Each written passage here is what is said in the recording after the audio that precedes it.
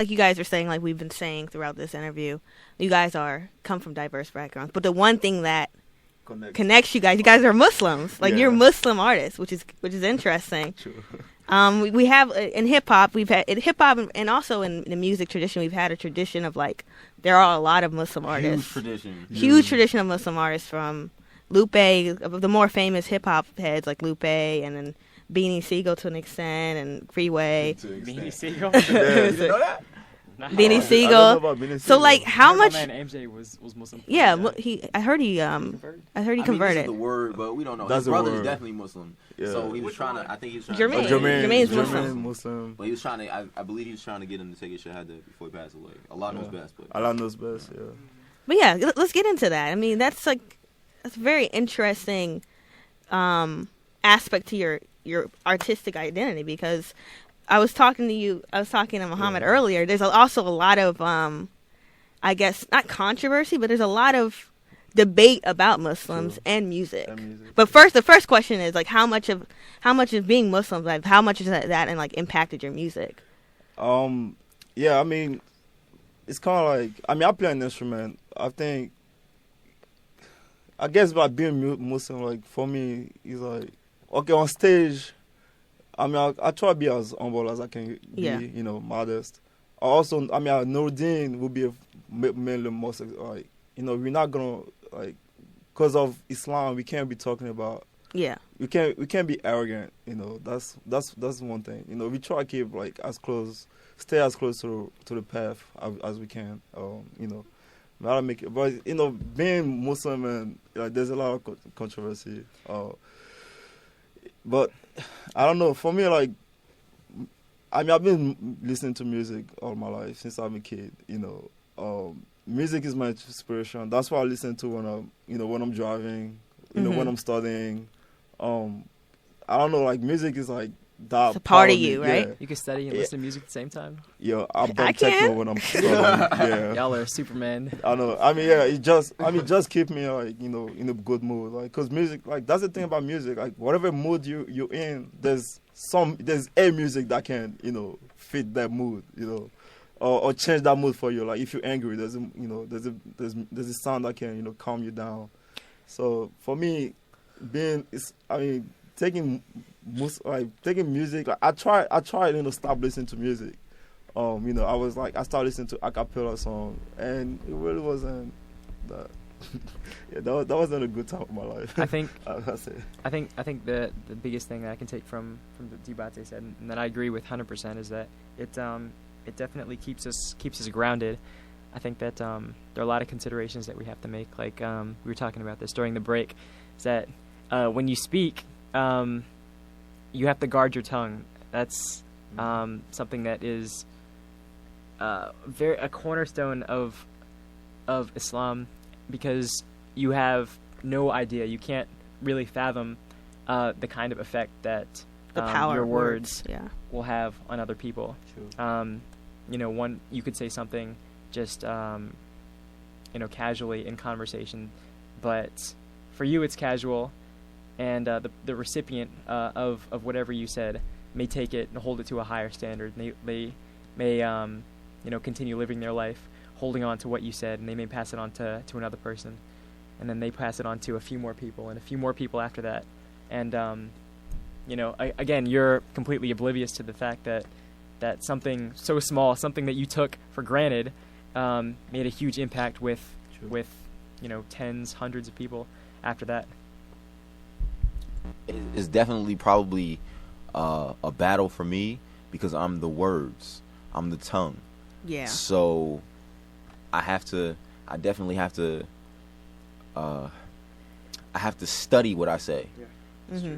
So it's not just that, you know, I can sit there and, you know, Lil Wayne gets in the studio and he just flat out does an entire album in like 2 hours because, you know, he's just that good. I don't have that leeway to be able to just, you know, do something like that. Like, for example, we were talking earlier about freestyling, or whatever. Like, I'll freestyle more or less, and a lot of our stuff comes from freestyling. When we're warming up and in the back cave or whatever, you know, it's usually just me freestyling off of a beat that they come up with, and then bam, something clicks, and then it works, you know. But outside of that, the impact that we all know that at some point during your freestyle, you're going to start talking about how you're the best at this. You're the best at that. Yeah. You know? I mean, that's a disease of modern music.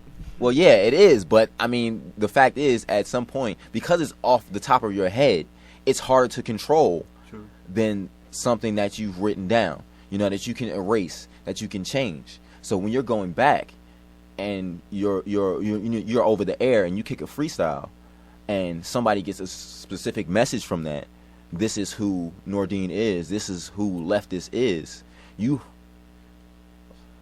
it's harder to control the impact that you leave on somebody based on, you know, something like a freestyle than say, you know, writing or something like that. So I mean, I have to take it a lot into account. And obviously hip hop, you know, one of the cornerstones of being a hip hop artist is, you know, freestyling. I mean, it's not necessarily a cornerstone, but a lot of people look at it like it's you know, it's a big thing. But at some point you have to, like I was telling you about consciousness, you know, at some point you have to be willing to take a step back and say, is what you're putting out there more important than, you know, the rules, craft. sort of. Yeah, the rules. Not the craft, but the rules, you know. And the blessing about hip-hop is that hip-hop is about breaking rules. Yeah. True. I guess going to my second question, like I said, there's a lot of, like, we kind of touched on it, but I kind of want to get a little bit more insight into what you got, what's in your minds and your hearts.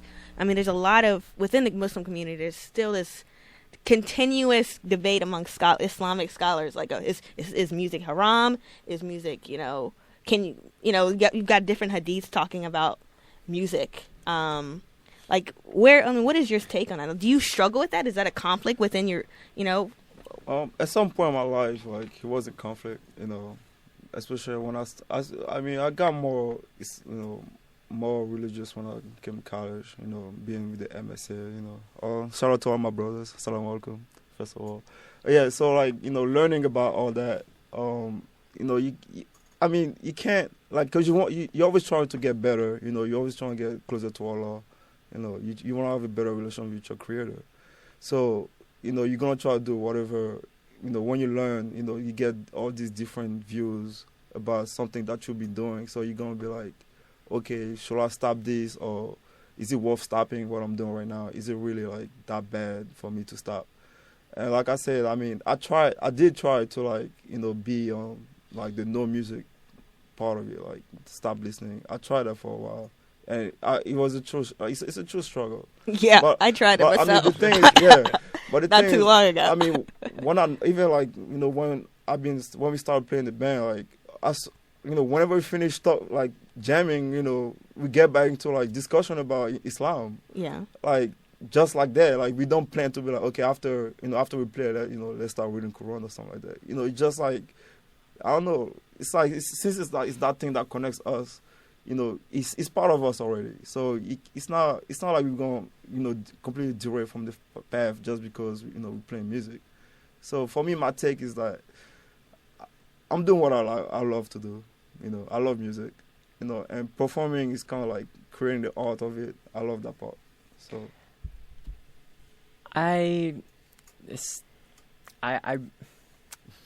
It's a tough question. It's definitely. Why I asked? Just kidding. It's definitely a tough question. I'm glad you asked the question. Actually, it kind of forces us to give an answer. There is debate about the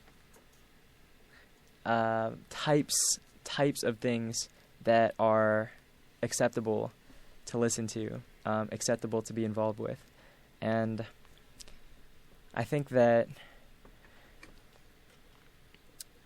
hearing that one thing is haram is, especially like something like music, after, you know, spending your entire life listening to music, it's something that it just kind of shakes you, you know, it rocks your entire world. You think to yourself, wow, like I have to give up music? I've been listening to music like I don't even remember when. And